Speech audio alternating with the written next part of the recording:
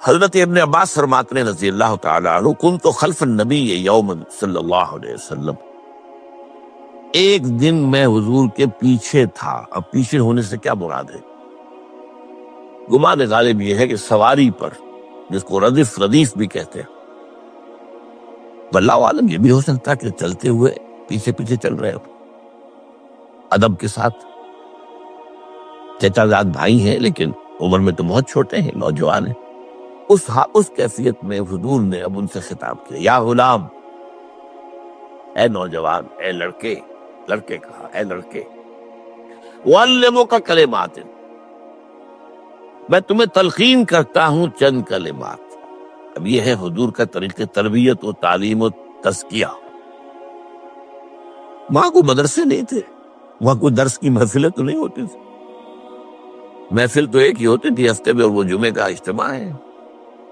باقی حضور کی صحبت ہے، فجر کی نماز کے بعد بھی آپ بیٹھے ہیں، صحابہ بھی بیٹھ گئے، کچھ گفتگو ہو رہی ہے، اسی میں تربیت، اسی میں تعلیم، اسی میں تزکیہ۔ وہ علیحدہ ذکر کے حلقے جو ہے وہ ضربے مارنے کے لیے نہیں تھے، یہ تو بات کی ایجاد ہے، میں تو سب مانتے ہیں کہ یہ بات کی ایجاد ہے، یہ مصنون چیزیں نہیں۔ بہرحال حضور نے اے لڑکے یا اے بیٹے، جو بھی آپ اس کا ترجمہ کریں، میں تمہیں چند باتیں سکھاتا ہوں۔ مطلب کیا ہے؟ وَعَلِّمُكَ کلمات، توجہ سے سنو، غور سے سنو، حفظ جان بنا لو۔ احفظ اللہ یحفظک، پہلا کلمہ، اللہ کی حفاظت کرو، وہ تمہاری حفاظت کرے گا۔ اب اس سے مراد کیا ہے؟ عام طور پر سمجھا گیا ہے کہ اللہ کے احکام کی حفاظت کرو، کوئی حکم ٹوٹنے نہ پائے، وہ تمہاری حفاظت کرے گا۔ اور ایک مفہوم یہ بھی ہو سکتا ہے، اللہ کو اپنے دل میں محفوظ رکھو، اس کی یاد سے اس دل کو، اس خانہ قلب کو خالی نہ ہونے دو، مستحضر رکھو اللہ کو اپنے دل میں، تو اللہ تمہاری حفاظت کرے گا، اللہ تمہیں یاد رکھے گا۔ اور حدیث قدسی میں یہ الفاظ آئے، میرا بندہ جب مجھے اپنے دل میں یاد کرتا ہے، میں بھی اسے اپنے دل میں یاد کرتا ہوں۔ جب میرا بندہ کسی محفل میں میرا ذکر کرتا ہے، میں اس سے قریب بہتر محفل میں اس کا ذکر کرتا ہوں۔ اللہ کی محفل تو ملائے اعلیٰ کی ہے، ملائکہ مقربین کی ہے۔ وہ جو امیر خسرو کا شعر ہے، وہ پتہ نہیں کس کیفیت میں انہوں نے کہا ہے، خدا خود میر محفل بود، اندر لامکاں خسرو، محمد شمع محفل بود، شب جائے کہ من بودم۔ اے خسرو، رات میں جہاں تھا، وہ رات کوئی کیفیت تھی جو گزری ہے، وہ ایک لامکان کی محفل تھی۔ اب مکان نہیں ہے، لامکان ہے، مادی نہیں ہے وہ۔ اس کی محفل میں میر محفل اللہ تھا، اور شمع محفل محمد ہے صلی اللہ علیہ وسلم۔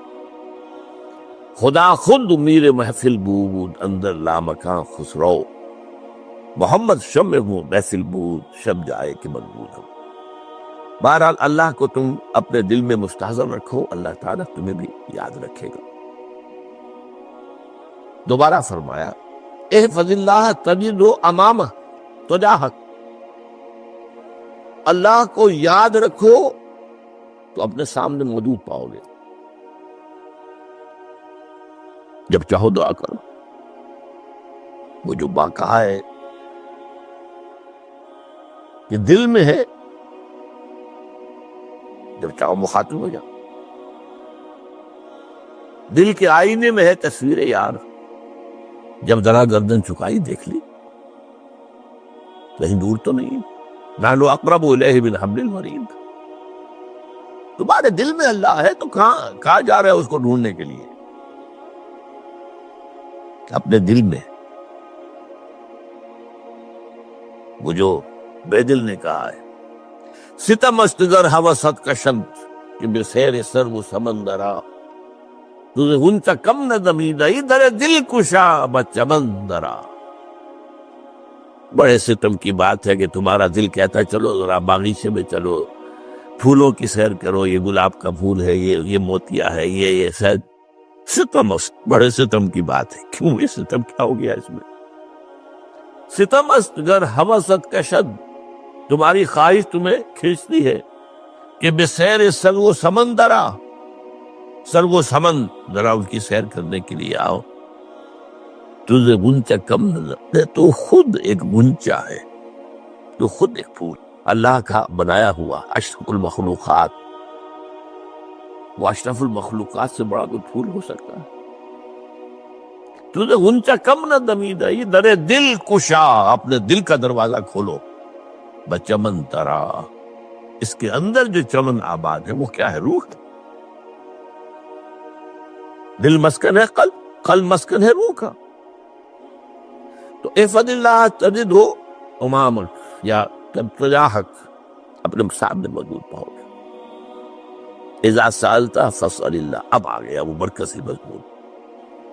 دیکھو جب مانگو اللہ سے مانگو، غیر اللہ کے سامنے ہاتھ دراز کرو ہی مت. ایک حدیث میں آتا، یعنی حرام نہیں ہے دنیاوی قواعد اصول قوانین کے تحت کسی سے مدد چاہنا، کوئی سوال کرنا حرام نہیں ہے. وہ تو میں نے کہا کہ اس پر اصرار آپ کریں گے تو اس میں بو پیدا ہو جائے گی، بدبو پیدا ہو جائے گی شرک کی. لیکن آپ اس سوال کریں، مدد لیں، اسی پر دنیا قائم ہے، ایک دوسرے کے ساتھ تعاون کے ساتھ. لیکن اونچا مقام کیا ہے؟ کسی سے سوال مت کرو سوائے اللہ.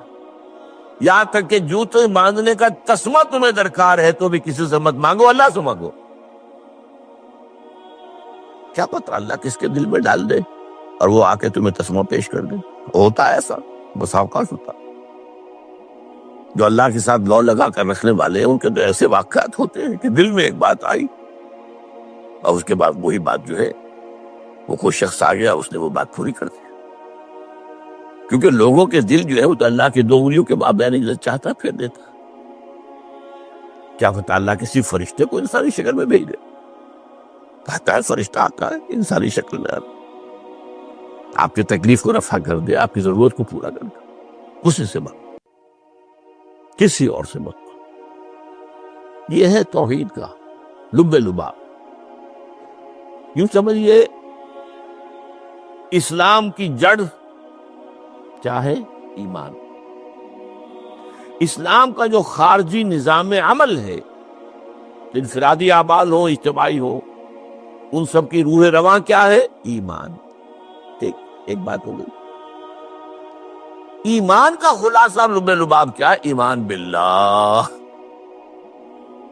جیسے ایمان بالآخرہ بھی ہے، ایمان بالملائکہ ہے، ایمان بالانبیاء ہے، ایمان بالرسل ہے، ایمان بالکتب ہے، ایمان بالقلب ہے. لیکن اصل ایمان، اسی لیے ایمان مجمل میں آپ کو معلوم ہے کسی اور چیز کا ذکر نہیں. آمنت باللہ کما ہوا باسمائہ وصفاتہ وقبلت جمیع احکامہ اقرار باللسان وتصدیق بالقلب. یہ ایمان مجمل ہے. اجمالی طور پر ایمان اس کا نام ہے. ہاں مفصل تفصیلی طور پر آمنت باللہ وملائکتہ وکتبہ ورسلہ والیوم الآخر والقدر خیرہ وشرہ من اللہ تعالی والبعث بعد الموت. تو اسلام کی جڑ ایمان، اور اسلام کا سارا جو نظام عمل ہے، چاہے انفرادی اعمال ہو چاہے اجتماعی، ان سب کی روح رواں ایمان. اور ایمان کا خلاصہ ایمان باللہ. اور ایمان باللہ کا اصل حاصل وہ ہے جو اس حدیث میں آ رہا. اس کے دو ہیں تقاضے: عبادت صرف اسی کی، استعانت صرف اسی سے. اس لیے میں نے سورہ فاتحہ کا تذکرہ شروع میں کیا. یہ عبادت کا جوہر ہے، عبادت کا جو ہے یہ ایمان کا حاصل. عبادت صرف اس کی اور استعانت صرف اس سے. استعانت ہی میں سوال بھی آ گیا، یہ بھی مدد ہے. آپ کسی سے کچھ مدد مالی چاہ رہے ہیں یا کوئی اور مدد چاہتے ہیں، کسی کام میں مدد چاہتے ہیں، جیسے میں نے کہا تھا کہ سفارش کرانا چاہتے ہیں، بھی مدد ہے. وَإِذَا اسْتَعَنْتَ فَاسْتَعِنْ بِاللَّهِ. اور جب مدد مانگو صرف اللہ سے مانگو. اب وہ سارے الفاظ یاد کر لیے: استدعاء، استعانت، استغاثہ. یہ جو غوث اعظم سے استغاثہ کیا جاتا ہے، یہ تو شرک ہے۔ استغاثہ اللہ سے، دعائی اللہ کا۔ اس اعتبار سے استمداد، استعانت، استدعاء، استغاثہ، یہ سب اللہ سے، صرف اللہ سے۔ عبادت صرف اللہ، ایاک نعبد، اور استعانت صرف اللہ سے۔ اذا سالت فاسأل اللہ واذا استعنت فاستعن باللہ واعلم۔ اب یہ جو آخری ٹکڑا آ رہا ہے، حدیث نمبر 4 تھی، وہ عبداللہ ابن مسعود رضی اللہ تعالیٰ عنہ، اس میں بھی مضمون جو آیا وہ یہاں پر دوبارہ آ رہا ہے۔ وعلم، اور اے میرے بیٹے، میرے بچے، اے عزیز، علم، جان لو، ان الامت لو اجتمعت علی ان ینفعوک بشیء، اگر سب لوگ جمع ہو کر چاہیں کہ تمہیں کسی شے کا نفع پہنچا دے، کوئی فائدہ پہنچا دے، لن ینفعوک الا بشیء قد کتبہ اللہ لک، نہیں پہنچا سکتے وہ تمہیں کوئی نفع مگر صرف وہی جو تمہارے لیے اللہ نے لکھ دیا۔ پھر کیوں مانگو ان سے؟ یہ تو فعل عبث ہو گیا، بیکار بات ہو گئی، ان کے ہاتھ میں کچھ ہے ہی نہیں۔ لہذا یہ جان لو، سب لوگ مل کر چاہیں کہ تمہیں کوئی نفع پہنچا دیں، نہیں پہنچا سکتے مگر وہی کچھ جو اللہ نے تمہارے لیے کر لکھ دیا ہے تو مل جائے گا، ورنہ نہیں۔ آپ اندازہ کیجئے کہ جو شخص اس سطح پر آ جائے اس میں کتنا استغنا ہوگا، کسی کے سامنے پیشانی رگڑے گا اپنی، کسی کے سامنے ہاتھ پھیلائے گا، کسی کے سامنے اپنی عزت نفس کو ہتھیلی پر رکھ کر پیش کرے گا۔ تم نے سوال کیا تو عزت نفس تو تم نے اس کے سامنے پیش کر دی، اب وہ چاہے تو کچھ اس کا لحاظ کر لے، چاہے تو ٹھوکر مار دے تمہاری عزت نفس۔ یہ وہ مقام ہے جب مانگو صرف اللہ سے، جب مدد طلب کرو صرف اللہ سے، اور جان لو اگر تمام لوگ جمع ہو کر تمہیں کوئی فائدہ پہنچا ہو جائے، نہیں پہنچا سکتے، الا بشیء قد کتب اللہ لک وان اجتمعوا علی ان یضروک بشیء لم یضروک الا بشیء قد کتب اللہ علیک، اگر سب مل کر چاہیں تمہیں کوئی نقصان پہنچا دے، نہیں پہنچا سکتے مگر وہی کچھ جو اللہ نے تمہارے لیے لکھ دیا۔ اب بتائیے خوف کی جڑ کٹ جائے گی کہ نہیں؟ یہ جو ایمان جو ہے، یہ خوف اور حزن دونوں سے نجات دلانے والی بات ہے۔ جو حقیقی مومن ہے وہ اللہ کا ولی ہے، حقیقی مومن وہ اللہ کا ولی ہے۔ اور الا ان اولیاء اللہ لا خوف علیہم ولا هم يحزنون، یہ اولیاء اللہ کو علیحدہ مخلوق نہیں ہے، کوئی ان کے سر پہ سینگ نہیں ہوتے، انسان ہی ہوتے ہیں، لیکن حقیقی معنی میں مومن اس ان اعتبارات سے جو آج ہم پڑھ رہے ہیں، ایمان اس درجے کا پہنچ گیا تو اللہ کا ولی۔ اور لوگ کے لیے خوف کس بات کا ہوگا؟ کس سے خوف کروں؟ اس کے ہاتھ میں کچھ ہے ہی نہیں، اور اگر کچھ اللہ نے میرے لیے لکھ دیا وہ آتا رہے گا، چاہے میں لاکھ گڑ گڑاؤں اور اس کے سامنے یہ چھوڑ دے، اگر اللہ نے لکھا ہوا ہے وہ تو آئے گا، تو کاہے کو اس کے سامنے گڑ گڑانا، کاہے کو جبرسائی کرنا اس کے سامنے؟ اور کسی کے ہاتھ میں کچھ ہے ہی نہیں، میرا خیر ہے ہی نہیں، کاہے کو خوشامد کرو اس کی؟ اور سنیے، رفعت الاقلام، دیکھو نوجوان، قلمیں اٹھا لی گئی ہیں، وجفت الصحف، اور جو رجسٹر ہیں صحیفے ان کی سیاہی خشک ہو چکی ہے۔ یہ ہے وہ اللہ کا علم قدیم جس میں ہر شے لکھ دی گئی، اس کی قلم اٹھا لیے گئے۔ جیسے آپ کو معلوم ہے امتحان ہوتا تھا، 3 گھنٹے ختم ہو گئے، اسٹاپ رائٹنگ، بس اب قلم رک جانا چاہیے۔ وہ قلم تو تقدیر کا کاتب جو ہے، وہ قلم اس کا اب اٹھا دیا گیا، اور جو صحیفے جن پر کہ لکھا گیا ہے وہ خشک بھی ہو گئے۔ یہ تو روایت ہے جو امام ترمذی نے جس کو روایت کیا، یہ متن ان کا ہے جو ہم نے پڑھا ابھی، اور ان کا قول یہ ہے کہ یہ حدیث حسن صحیح ہے۔ لیکن یہی روایت اور انہی راوی سے عبداللہ ابن عباس سے رضی اللہ تعالیٰ عنہما اور بھی محدثین نے کی ہے، تو اس میں سے ایک اور متن جو ہے وہ یہاں پر امام نووی نے دے دیا ہے۔ اے فضل اللہ تجد امامک، یہ تو پہلا وہ ٹکڑا تھا، وقت تو جاہک تھا، یہاں امامک ہے، امام مطلب ایک ہی ہے، اپنے سامنے پاؤ گے۔ اللہ کی حفاظت کرو، اللہ کو دل میں، اللہ کی یاد کو محفوظ رکھو، گویا کہ اللہ کو مستحضر رکھو۔ ذکر اللہ کے معنی کیا ہے؟ استحضار اللہ فی القلب، یہ ذکر اللہ ہے۔ جنہیں ہم ذکر سمجھ بیٹھے ہیں وہ ذکر کے ذریعے ہے۔ اقیم الصلاۃ للذکر، کرو میری یاد کے لیے، نماز ذریعہ ہے یاد کا۔ یہ علیحدہ بات ہے کہ آپ نے 17 رکعتیں بھی پڑھنی ہو جو عشاء کی، اور یاد آپ کو آئی نہیں کوئی، آپ تو ایک میکینیکل انداز میں جو ہے وہ اٹھک بیٹھک کر رہے ہیں، اور آپ کے زبان سے کچھ نکل رہا ہے، تو اس کا آپ کے شعور سے، دل کی گہرائی سے کوئی رابطہ ہے ہی نہیں، وہ ذکر تو نہیں ہوا۔ ہاں نماز فرض تھی، وہ ادا ہو گئی، آپ کی ایک فرض ادا ہو گئی۔ تو جنہیں ہم نے جنہیں ذکر سمجھا، وہ ذرائع ذکر ہے، اللہ اللہ سبحان اللہ زبان سے، یہ تاکہ اس کے نتیجے میں وہ ذکر حاصل ہو جائے۔ استحضار اللہ فی القلب، ذکر کے معنی ہے استحضار اللہ فی القلب۔ تعرف الی اللہ فی الرخاء، اور دیکھو کشادگی کے وقت میں تم اللہ کو یاد رکھو، اللہ کی طرف رجوع کیے رہو، بھول نہ جاؤ۔ وہ نہ ہو جو کبھی کہا تھا، بہادر شاہ ظفر کے اشعار میں سے بہت زور کا شعر ہے، ظفر آدمی اس کو نہ جانیے چاہے کتنا ہی ہو فام زکا، جسے عیش میں یاد خدا نہ رہی، جسے تیش میں خوف خدا نہ رہا۔ وہ ہے کشادگی کی حالت میں، جب کہ تمہارے لیے کشادگی ہے، اللہ کی طرف رجوع کیے رکھو۔ یعرف کا فی الشدہ، تو اللہ اپنی توجہ تم پر رکھے گا شدت کے وقت میں، جب تمہیں کوئی تکلیف، اس تکلیف کو تم پر آسان کر دے گا۔ تکلیف تو آنی ہے، وہ لکھی ہوئی ہے، وہ تو آئے گی، لیکن یہ کہ اللہ تعالیٰ اس کی شدت کو، ایک ہی چیز ہے جس کو ایک انسان بہت شدت کے ساتھ محسوس کر رہا ہے، دوسرا آدمی اتنا نہیں محسوس کر رہا ہے، احساس کا معاملہ ہوگا نا۔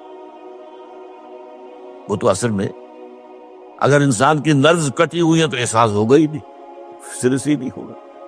تو اس اعتبار سے اللہ تعالیٰ تمہارے لیے اس شدت کی کمی کر دے۔ وَعْلَمْ أَنَّمَا أَخْطَأَكَ لَمْ يُصِبْكَ، اور جان لو جو چیز تم سے چھوٹ گئی ہے، رہ گئی ہے، وہ ہرگز تمہیں ملنے والی نہیں تھی۔ اب آپ نے کسی ملازمت کے لیے درخواست دی ہے، درخواستیں مانگی گئی ہیں، اپنی سی محنت کر لی، نہیں ملی ملازمت، اب آپ بیٹھے ہوئے افسوس میں، رنج میں، غم میں، فلاں نے یہ کر دیا، فلاں نے یہ کر دیا، وہ فلاں جو ہے بڑی تکڑی سفارش لے آیا تھا، فلاں نے رشوت دے دی۔ چھوڑو میاں اس کو، وہ تمہارے لیے نہیں تھی۔ کاہے کو اپنے ذہن کے اندر یہ کھچڑی پکا رہے ہو بیٹھے ہو؟ خامخواہ آپ شاید سوء ظن میں بھی مبتلا ہو رہے ہو، کسی نے نہ رشوت دی اور آپ سمجھتے ہو کہ رشوت دی ہے اس نے۔ یہ ساری چیزیں جو ساری سیئات، ان کی جڑکٹ ہے۔ وَعْلَمْ أَنَّمَا أَخْطَأَكَ لَمْ يَكُنْ لِيُصِيبَكَ وَمَا أَصَابَكَ، جو چیز تم پر آ گئی، لَمْ يَكُنْ لِيُخْطِئَكَ، ہو ہی نہیں سکتا تھا کہ وہ تم پر نہ آ گئی۔ یہ کر لیتا تو ہو جاتا، شاید یہ کر لیتا، میں نے ٹیکا پہلے لگوا دیا ہوتا تو یہ بات نہ ہوتی۔ بھائی وہ جو ہونا تھا وہ ہونا تھا۔ اب یہ وہ چیز ہے جس سے انسان میں کیفیت پیدا ہوتی، تسلیم و رضا۔ ہم بھی تسلیم کی خو ڈالیں گے، بے نیازی تیری عادت ہی صحیح، اے اللہ جو تو نے چاہا مجھے قبول ہے۔